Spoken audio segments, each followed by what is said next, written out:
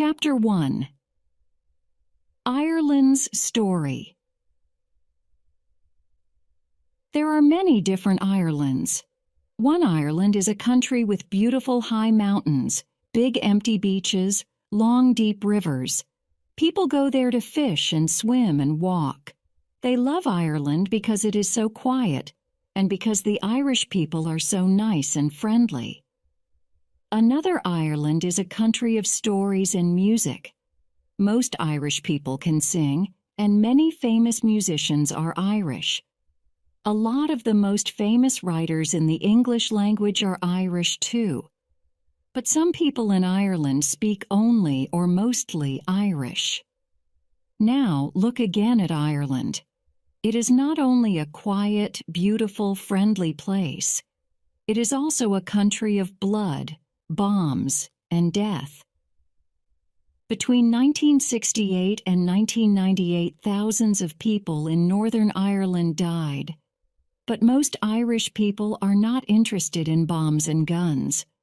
What is Ireland really like? What can you see there?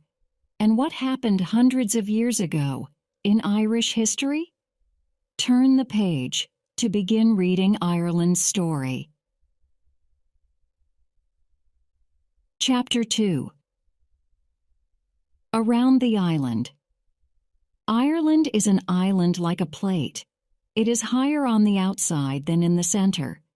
Because of this, the center of Ireland is full of beautiful lakes and rivers, and many people go there to fish and sail.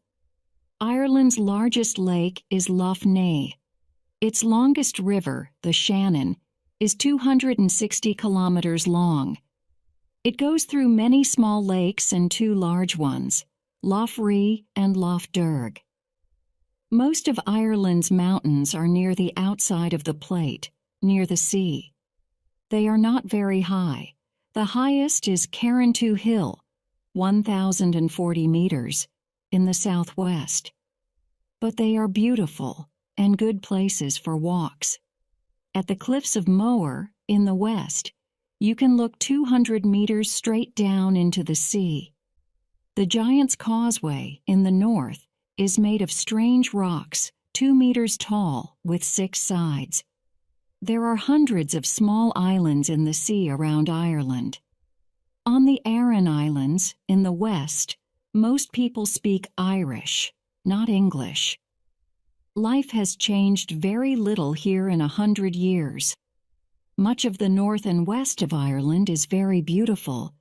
There are hundreds of flowers in the green fields, and there are wonderful beaches and lakes, called loughs in Ireland. The weather is warm and wet, with rain and sun nearly every day, but it is hard to farm here because of the rocks and mountains. The center and east of Ireland are very different. The land is good here, and Irish milk and meat are some of the best in the world.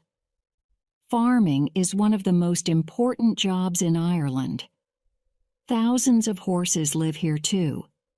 Some of the best horses in the world come from Ireland, and Irish people sell horses to Britain, America, Australia, and Japan. People go to watch horse races in many Irish towns, and in Laytown, north of Dublin, there are horse races along the beach every September. All Ireland's important cities, Dublin, Belfast, Derry, Galway, Limerick, Cork, and Waterford, are near the sea. If we look at Ireland's history, we will see why. Chapter 3. Celtic Ireland. The Irish are a Celtic people. Thousands of years ago, the Celts came to Ireland from western France and northern Spain. They loved singing and horses and stories, and they made beautiful gold and silver jewelry. Many men wore gold rings around their necks and arms. A Greek writer, Diodorus Siculus, wrote this about the Celts. The Celts are tall and strong. They wear colorful shirts and trousers. Before they fight, they hit their long swords on their shields and shout with loud voices. They are very good fighters. When a Celt kills a man, he cuts off his head and puts it above the door of his house. Finn mac Cool was a famous Celtic fighter. There are many stories about Finn and his men, the Fianna. When he was a boy, he cooked a fish on a fire. This fish knew everything about the world. Finn touched the hot fish with his finger and put his finger in his mouth. Then he knew everything about the world too. "I know what is going to happen tomorrow," he said. Another famous Celt was Cuchulainn. Cuchulainn's father had a brother called Connor, who was king of Ulster, in the north of Ireland.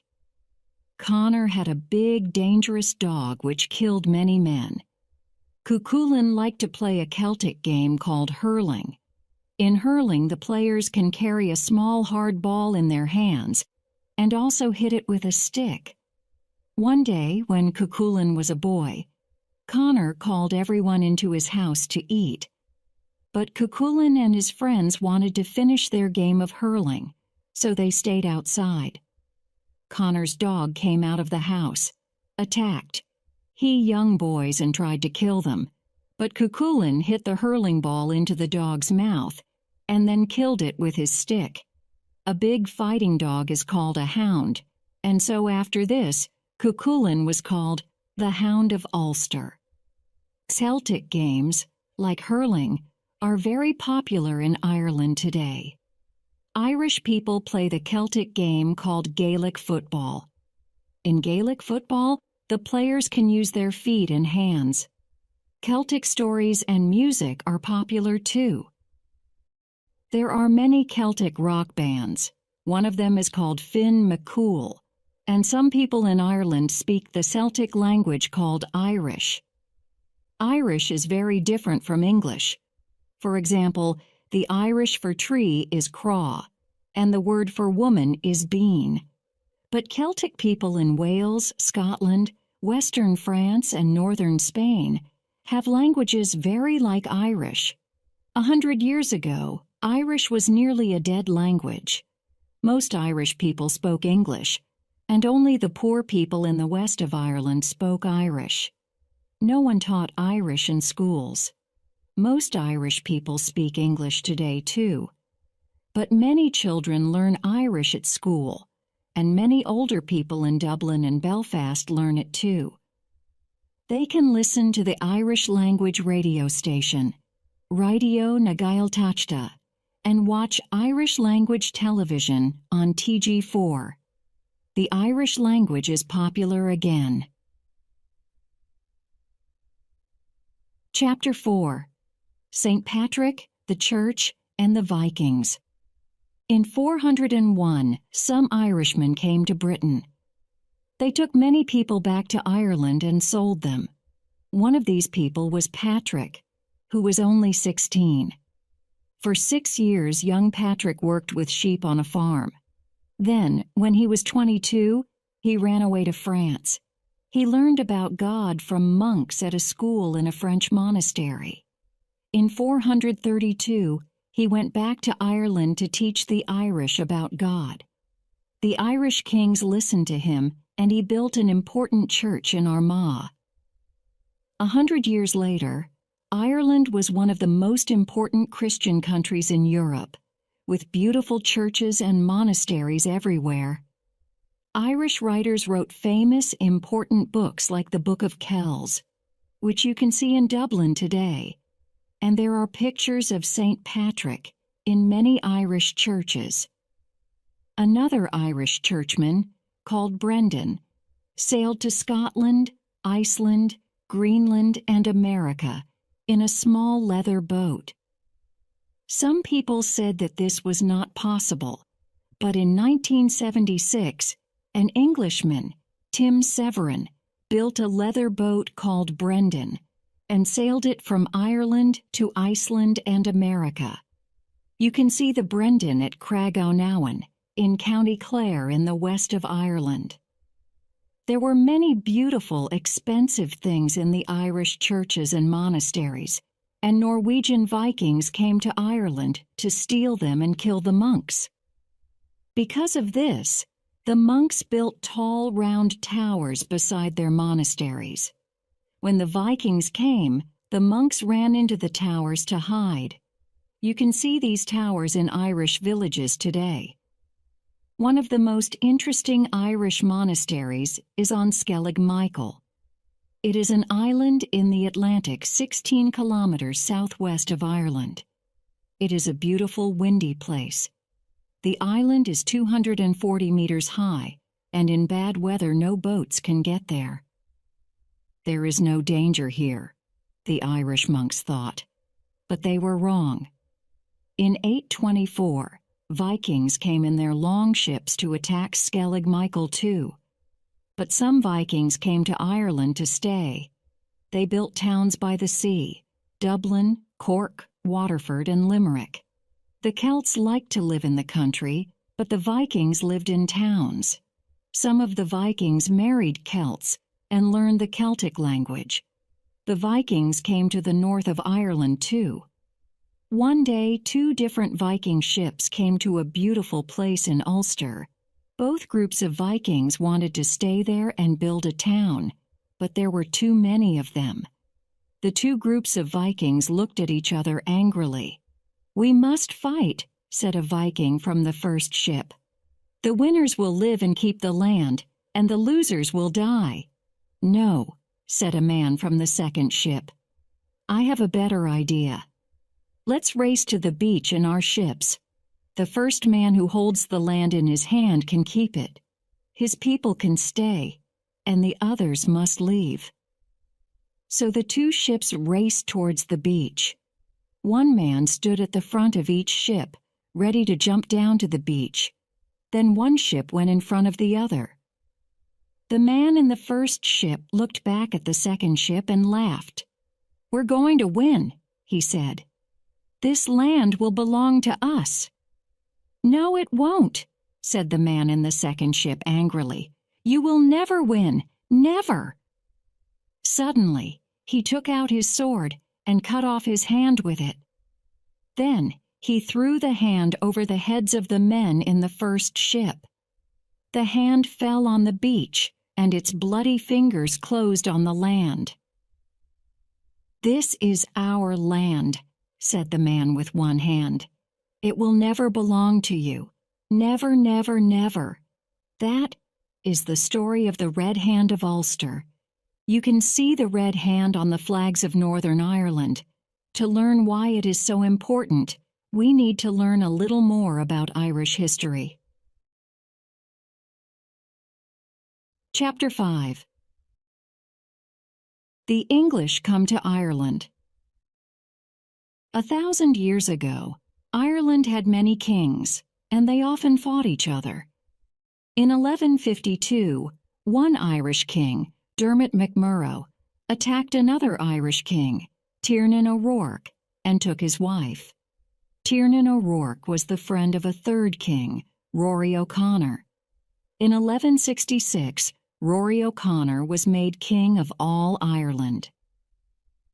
At this time, Tiernan and Rory attacked Dermot MacMurrough, but Dermot escaped to England.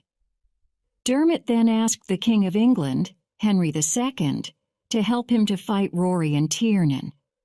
So in 1169, Henry's men came to Ireland and fought Rory and Tiernan, but they did not go home again.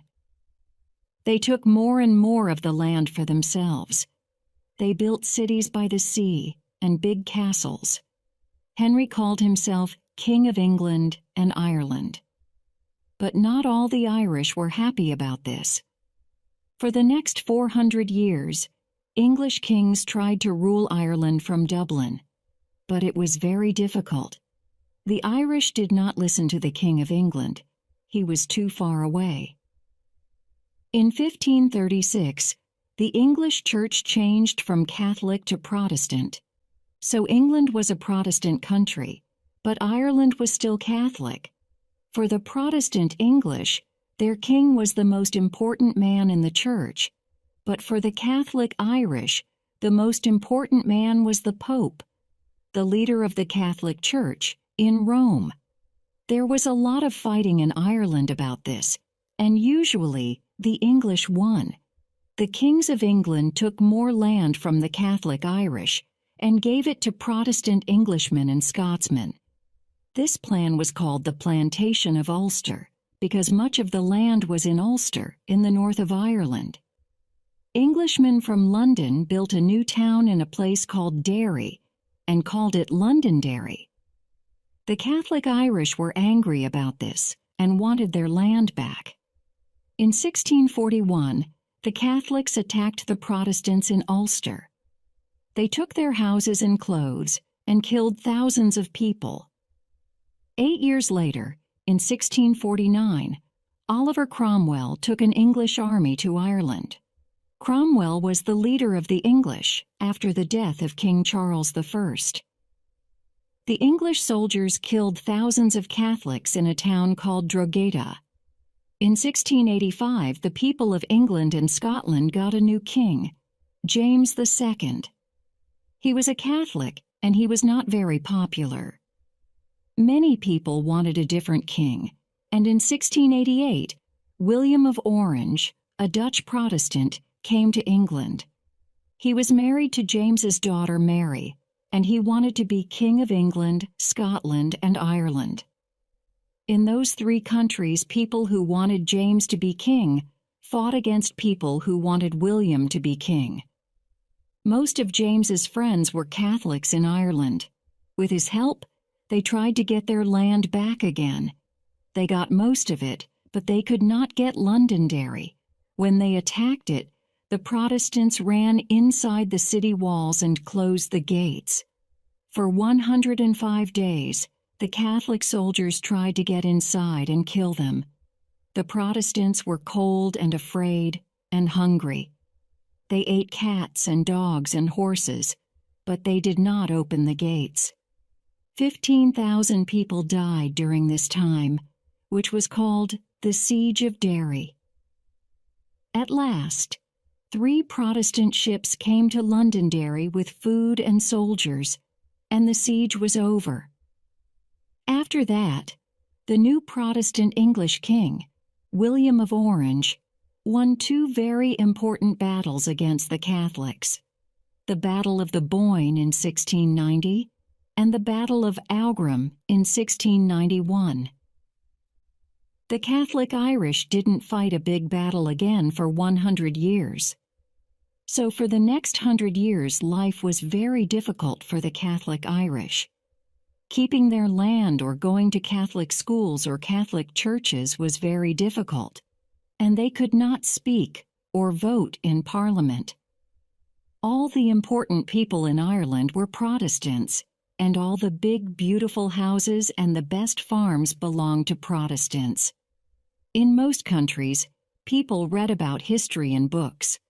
In Ireland, history is alive today. Every year, Protestants in Londonderry march to remember 1688. In Belfast, on the 12th of July, Protestant Orangemen march with music and songs about King William of Orange, often called King Billy, and the Battle of the Boyne. Every year, Catholics are angry about these marches. Chapter 6: The Great Hunger.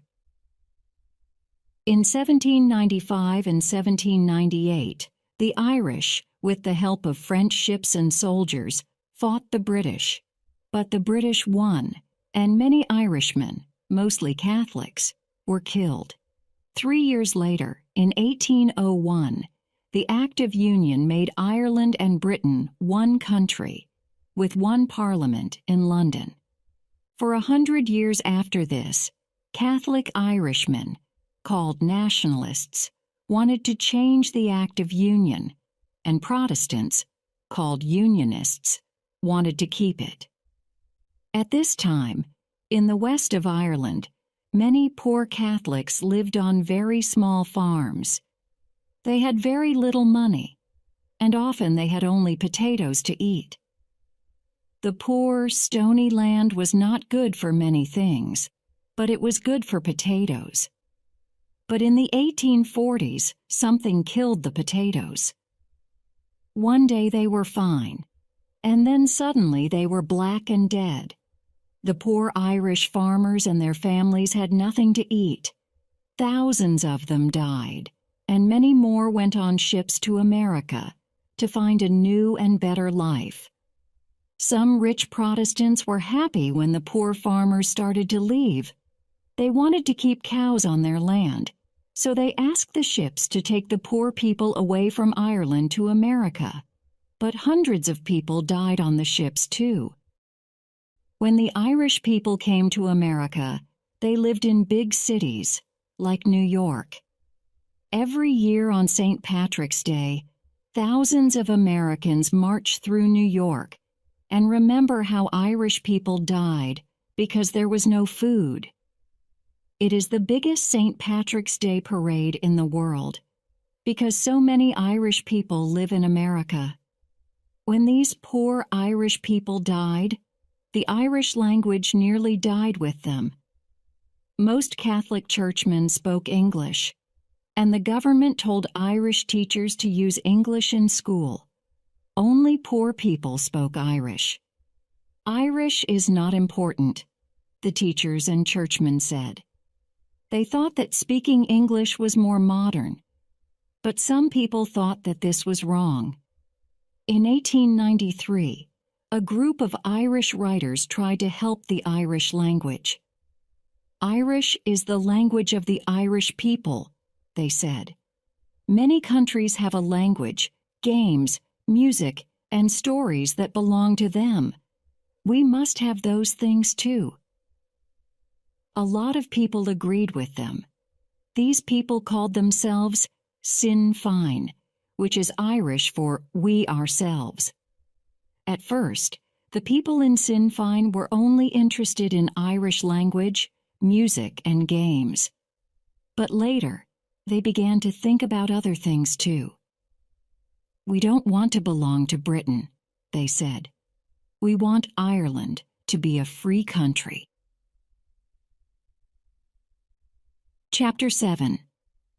Fighting to be free. By 1900, life was a little better for Catholics in Ireland. They could have land.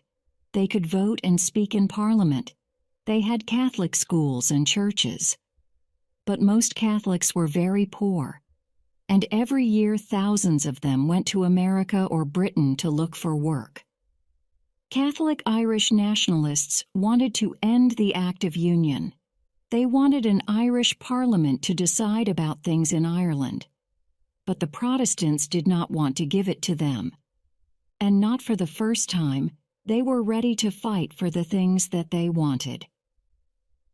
In 1914, the British government decided to give Ireland an Irish Parliament.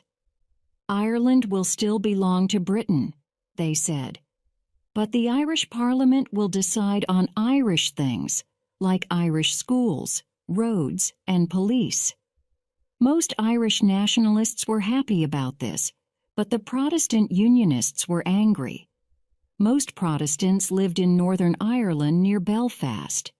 This part of Ireland is called Ulster. Soon the Protestant Unionist army began marching through the streets of Belfast with their leader, Sir Edward Carson. They wanted to keep the Act of Union.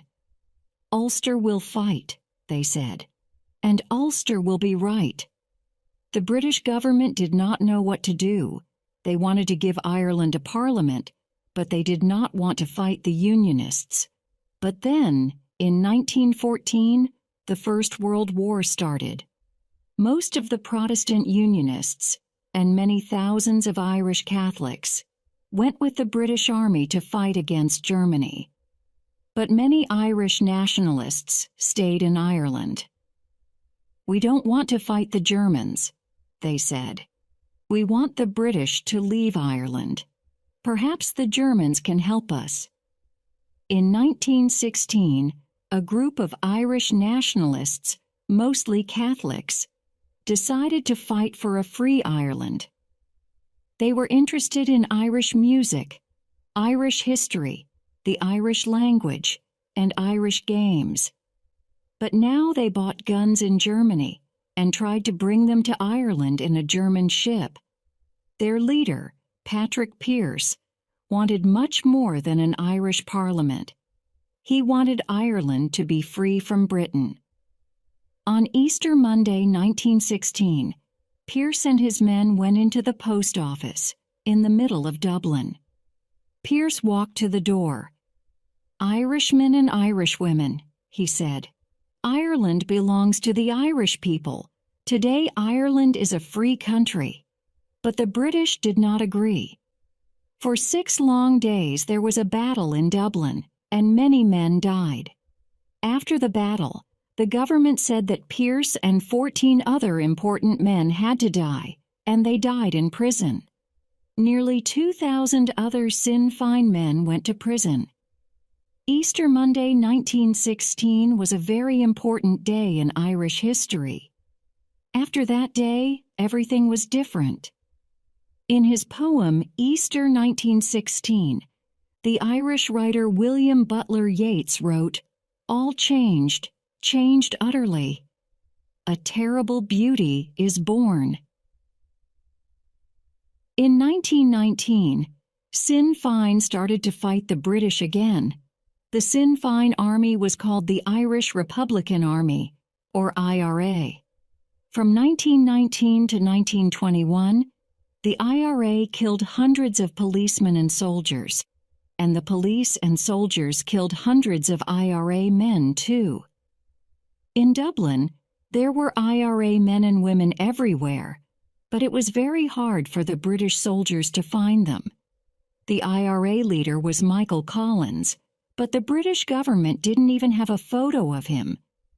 In 1921, the British government decided to talk to Sinn Féin and the IRA, and in that year, for the first time in history, most of Ireland had an Irish government, with an Irish president in Dublin. But the Irish Republic is only 3/4 of Ireland. 1/4 in Northern Ireland stayed British. And here, 50 years later, the trouble between Protestants and Catholics started again. Chapter 8: Northern Ireland. In 1921, about 60% of the people of Northern Ireland were Protestant, and about 40% were Catholic.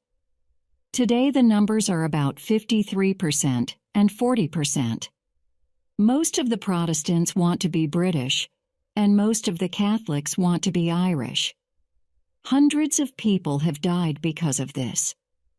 From 1921 to 1971, Northern Ireland had a parliament at Stormont. There were always more Protestants than Catholics, so the Protestants could do what they wanted. Protestants had most of the best jobs and the best houses. Most of the police were Protestant too, and they were afraid of the IRA. At the same time, many Catholics were afraid of the police. Sometimes the IRA tried to kill the police, and the police hit back at the Catholics. It was a circle without an end. In 1968, Catholics started to ask for a better life. They marched through the streets of Belfast and Derry, asking for better jobs and houses. But the Protestant police and Orangemen attacked the Catholic marchers. Many marchers were badly hurt, and all of them were angry and afraid. In 1969, British soldiers came to Northern Ireland to try to stop the fighting, and at first many Catholics were happy to see them. But then the IRA started to kill soldiers and policemen, and so the British soldiers and police tried to find the IRA and put them in prison. Sometimes they put the wrong people in prison, and so the Catholics didn't like the British soldiers. Over the next 30 years, many terrible things happened. On Bloody Sunday, 30th January 1972, British soldiers killed 14 Catholic marchers in Derry. The marchers had guns, the soldiers said, but nobody found any guns. On Bloody Friday, 21st July 1972, the IRA put 22 bombs in Belfast, all at the same time. 9 people died and 130 people were hurt, Protestant and Catholic, British and Irish. Some of them lost arms and legs. The IRA put bombs in pubs and streets and shops. They killed soldiers and policemen, but they also killed thousands of ordinary people. Protestants in the Ulster Defence Association, the UDA, killed thousands of ordinary Catholics too. These Protestant fighters are called Loyalists. By 1979, there were hundreds of IRA and UDA men in prison. At first, they were political prisoners, like soldiers in prison during a war. They could wear ordinary clothes, and they did not do prison work. Then Margaret Thatcher, the British Prime Minister, decided that this must stop. "These men are criminals," she said, "so they must be the same as other prisoners." Because of this, some prisoners decided in 1980 to stop eating.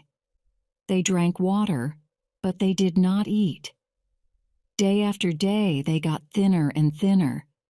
After 66 days, the first man, Bobby Sands, died. Then another man died, and another. 10 men died in prison because they wanted to be political prisoners. Most British people thought Mrs. Thatcher was right, but a lot of Irish Catholics didn't agree. More and more of them started to vote for Sinn Féin. In many parts of Northern Ireland, there are nationalist or loyalist paintings on the walls of houses. The Loyalists usually show the Red Hand of Ulster or King William of Orange and the Battle of the Boyne. The Nationalists show Celtic pictures and pictures of Bobby Sands. Both of them often show men with guns. In 1998, the British and Irish governments met with Sinn Féin and the Ulster Unionists. They wanted to end the fighting in Northern Ireland. Together, they made the Good Friday Agreement. This agreement said that Catholics and Protestants must work together in the government of Northern Ireland. Today, Catholics and Protestants still do not agree about many things in Northern Ireland. But after 30 years of fighting, people are starting to talk to each other. And most people are happy about that. Chapter 9. Dublin and Belfast. Dublin. Dublin is the most important city in the Republic of Ireland. Its population, the number of people who live there, is 496,000. The River Liffey goes through the center of Dublin. Some people say that Ireland's famous black beer, Guinness, is water from the River Liffey, but it is not true. But you can walk beside the river and drink Guinness in a pub when you are thirsty. One of the most beautiful buildings beside the river is the Custom House. There is a nice walk along the river from the Custom House to the O'Connell Bridge. North of the bridge is O'Connell Street. Here you can see the post office, famous for Easter Monday 1916. Not far from here is St. Mary's, Dublin's biggest Catholic church. South of O'Connell Bridge is Trinity College, Ireland's oldest and most famous university. In here you can see Ireland's oldest books, like the Book of Kells, which is 1,000 years old. The beautiful Bank of Ireland is opposite Trinity College. Ireland's first parliament was in this building.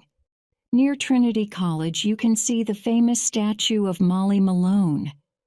People say that she was a poor but beautiful girl who sold fish called cockles and mussels on the streets to make money.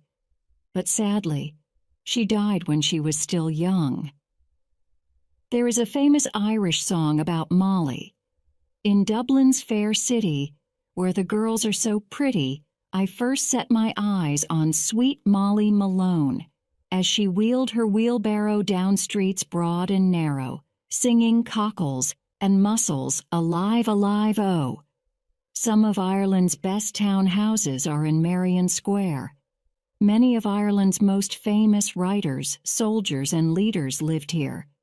They walked and talked in the small park in the square, or in St. Stephen's Green, not far away. Between Merrion Square and St. Stephen's Green is Leinster House, the home of Ireland's Parliament today. Dublin also has Phoenix Park, one of the largest parks in Europe. Ireland's president lives here, in a house called, in Irish, Áras an Uachtaráin. Not far away from the Phoenix Park is the old Kilmainham Prison. Here, visitors can see how some of Ireland's most famous men and women lived in prison. Dublin is a city of theaters, music, and fine shops too. And there are dozens of pubs, big and small. Many people like to go to the pub to drink beer, talk, and tell stories. For example, there's a story about a visitor and an Irish farmer in the country. "Excuse me, can you tell me the way to Dublin, please?" the visitor asks. The farmer thinks for a long time. Then he says, "No, I'm sorry. If you want to go to Dublin, this is the wrong place to start." Belfast, population 276,000, is the biggest city in Northern Ireland, famous for the ships, aeroplanes, and clothes that were made here. The Titanic was built here in the Harland and Wolff shipyard. In 1912, the Titanic was the biggest, fastest, most expensive ship in the world. "This ship can never sink," people said. But when the Titanic went to sea for the first time, it sank, and about 1,500 people died. Many of them were poor Irish people who wanted to start a new life in America. Now this part of the city is called the Titanic Quarter, and it has new shops, offices, bars, cafes, and hotels. But you can still see the big Harland and Wolff cranes, called Samson and Goliath, from all over Belfast. At Victoria Square, in the center of Belfast, there are new shops, restaurants, and cinemas. And there are fine old buildings to see. City Hall, the Custom House with its wonderful statues, the Ulster Bank, and McHugh's Bar, the oldest building in Belfast. Once it was a house by the Belfast River, and today it is a modern bar. Chapter 10. 4 Irish cities. Cork. Cork is the second largest city in the Republic of Ireland. In 820, the Vikings attacked a Christian monastery here, and then stayed to build a town by the River Lee. Cork is in the southwest of Ireland, and it has a wonderful harbor for ships. Many poor Irish people sailed from Cork to America at the time of the Great Hunger, and today ships and planes go from Cork all over the world. 123,000 people live here today, and the city of Cork is famous for music, dancing, theater, and film. Many visitors come here too, on their way to the beautiful southwest of Ireland. In 2005, Cork was the European Capital of Culture. Londonderry, or Derry. Derry, with a population of 105,000, is the second city of Northern Ireland. Protestants call it Londonderry because in 1600, English Protestants from London built a city here, but Catholics call the city Derry. There was a small monastery here, beside the River Foyle, in the time of the Vikings, but the great walls of Londonderry were built in the 1600s. You can walk around these walls today.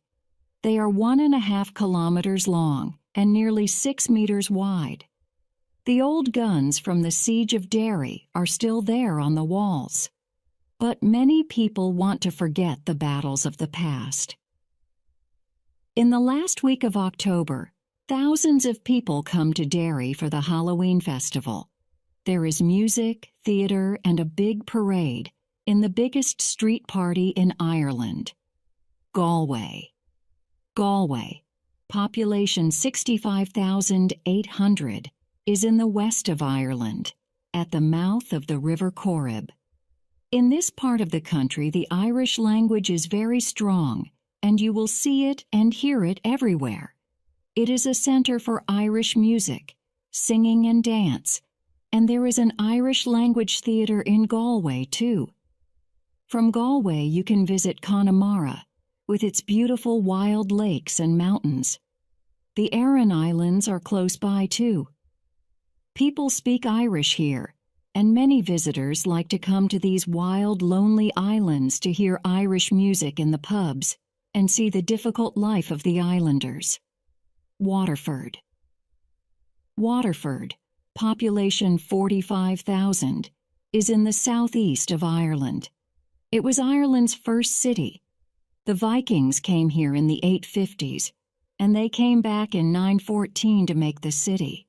It is famous for its glass. People have made glass here since 1783, and for the ships that were built here. 3 rivers meet the sea at Waterford, the rivers Barrow, Nore, and Suir, and there are fine mountains and beaches to visit in this part of Ireland. Chapter 11. Stories, Music, and Dancing. Irish people love stories, and many great writers were born in Ireland. Jonathan Swift, 1667 to 1745, was a churchman in Dublin. In his book Gulliver's Travels, a man called Gulliver visits many strange countries. In Lilliput, all the people are about 10 centimeters high, and in the country of the Houyhnhnms, horses are cleverer than people. But when Gulliver comes home, nobody believes his stories. James Joyce, 1882 to 1941, wrote all his stories about Dublin. His most famous book, Ulysses, is 700 pages long. It is the story of everything that one man, Leopold Bloom, does in Dublin in one day, 16th June, 1904. And every year on 16th June, Bloomsday, people visit Dublin to talk about Ulysses and to visit the places in the story. Joyce's friend, Samuel Beckett, 1906 to 89, won the Nobel Prize for his work in the theater. His most famous work, Waiting for Godot, is about 2 poor Irish men who are waiting for a man called Godot. Perhaps Godot is a man. Perhaps he is God. They don't know. But he never comes. Joyce and Beckett were born in Ireland, but they went to work and live in France. They had new and exciting ideas, and some people in Ireland did not like them. To the Irish government and the Catholic Church, books like Ulysses were wrong. And after 1929, Irish people could not buy books like these in the shops. Life was difficult in other ways, too. Many people had large families and little money. Ireland was a poor country, and it was difficult to find work. Every year, many young people left Ireland to look for work in other countries. Because of these things, some singers, too, were very angry about life in Ireland. Bob Geldof was born in Ireland in 1951. His mother died when he was 7, and his father was often away from home, so young Bob was often alone. He saw many poor people in Dublin, and his band, the Boomtown Rats, sang loud, angry songs. In their song Banana Republic, they said Ireland was a poor country with a bad government and too many police and churchmen.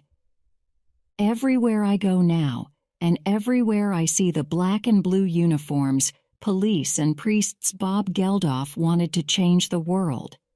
And in 1985, he planned some concerts called Band Aid and Live Aid. He used the money from the concerts to help hungry people in Africa. In 2005, he did this again with a concert called Live 8. With another Irish musician called Bono, Bob Geldof asked the presidents of many countries to give help to Africa. Bono is from an Irish group called U2. Some people say that U2 are the biggest rock band in the world. Like Bob Geldof, the band do a lot of work to help the poor people of the world. Two other famous Irish pop groups are the boy bands Boyzone and Westlife. There are famous women singers too, like Sinead O'Connor, Enya, and Aoife Ní Fiare. There are many famous singers and writers from Northern Ireland too. Seamus Heaney was born in 1939 on a farm near Derry. In 1995, he won the Nobel Prize for his poems, and people read them all over the world. The famous singer Van Morrison grew up in Belfast in the 1950s. Most people in Ireland love music. People sing in pubs in every Irish town, and Irish songs are very popular on television in other countries. Ireland has won the Eurovision Song Contest for the best pop song in Europe 7 times. This is more than any other country. The Irish word for party is tailí, a time for people to play music, tell stories, and dance. For hundreds of years, the Irish people have loved dancing at Sealy's. In the 1700s, dancing teachers went from town to town. People lived in small houses, so they often danced on the country roads. They wore their best clothes to dance and played music all day and all night. In many Irish dances, the dancers keep their hands still by their sides and move their feet and legs very quickly. Today, thousands of Irish children learn Irish dancing, and the best dancers from all over the world come to dance in Ireland too. The Irish dancers Michael Flatley and Jean Butler are famous in many countries. Thousands of people have seen them in Riverdance and Lord of the Dance. Chapter 12. A Country for Young People. Today, many things are changing in Ireland. It is a country of young people. Nearly 50% of its people are under 25. 50 years ago, the Catholic Church was full of old men, and they decided what people could do. Life was difficult for women and young people. Today, the church is important, but the ideas of women and young people are important too. 2 of Ireland's presidents were women, Mary Robinson and Mary McAleese.